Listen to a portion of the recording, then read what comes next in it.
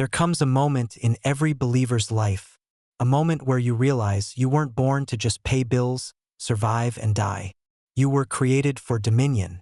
From the very beginning, God didn't place Adam in a job. He placed him in a kingdom assignment. But somewhere along the way, most of us were trained not for dominion, but for survival. We were taught to work harder, not smarter, to live paycheck to paycheck and call it faith. But the kingdom doesn't operate on survival. The kingdom operates on dominion. And today, I'm going to show you 4 kingdom businesses, 4 divine models that will shift you from merely surviving to ruling, from barely making it to building legacy. Because the truth is, the end-time move of God will not be led by preachers alone. It will be led by kingdom entrepreneurs who understand that business is not just money. It's ministry, influence, and dominion. So lean in, get your notes, and get ready to learn the 4 businesses that change everything. The business of multiple streams. God never intended you to depend on one stream. Even in Genesis, when God created Eden, there wasn't one river.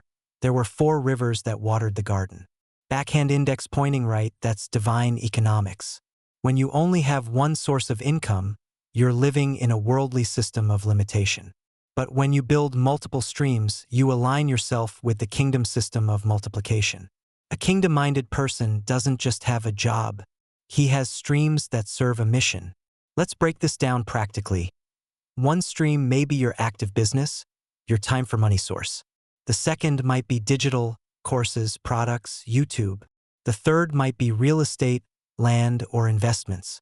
The fourth might be ministry-based, where purpose meets profit. Each stream becomes a river that sustains your assignment. And remember this: the devil doesn't fear a believer with a job. He fears a believer with cash flow and vision. Because money in the hands of the righteous is not just income, it's impact. Every kingdom entrepreneur must ask, what are my rivers? Because your flow determines your fruit. The business of land legacy. If you study the Bible carefully, you'll find that land is always connected to covenant. God told Abraham, I will give you this land. He told Israel, possess the land. Why?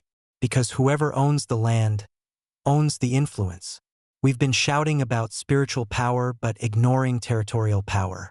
But the kingdom is about ownership. You can't dominate what you don't own. The second kingdom business you must understand is the business of land and legacy. That means building systems that allow your children to inherit principles, not just problems. Could be through real estate. It could be through building assets, schools, farms, businesses, or digital property, websites, channels, platforms. Anything that carries your vision beyond your lifetime is kingdom land.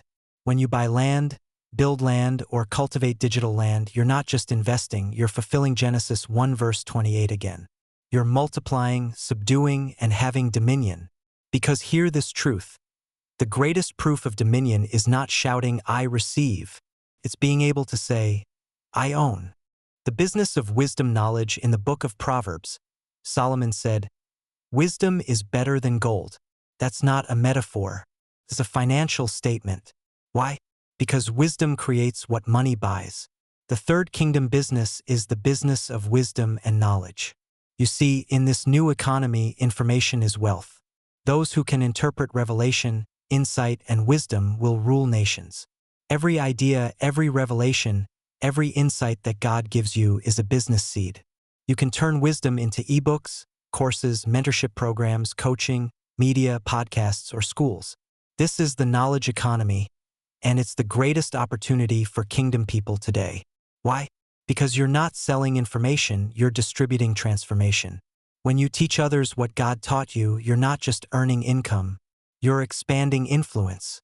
In this season, God is raising teachers, mentors, and coaches who are not just hustlers. They are apostles in the marketplace. The business of movement. Now this one is where many people miss it. The fourth business is the business of movement. You can have money, land, and wisdom, but if you don't build momentum, you'll lose it all. Movement means building something that carries energy, culture, and people.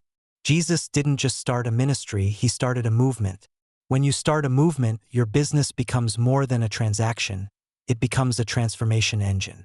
You could build a movement around faith, purpose, healing, entrepreneurship, education, or social change. But the key is it must carry kingdom DNA. Every great revival began as a movement, and every great movement eventually builds infrastructure. So, build your business not just to make sales, build it to mobilize souls. I was not born to survive. I was born to rule. I am a citizen of the kingdom. My ideas are divine. My work is worship, and my business is ministry. This is your season to move from survival to kingdom dominion. And these 4 businesses, multiple streams, land and legacy, wisdom and knowledge, and movement, will change everything. Because the kingdom of God is not waiting on heaven. It's waiting on you to rise.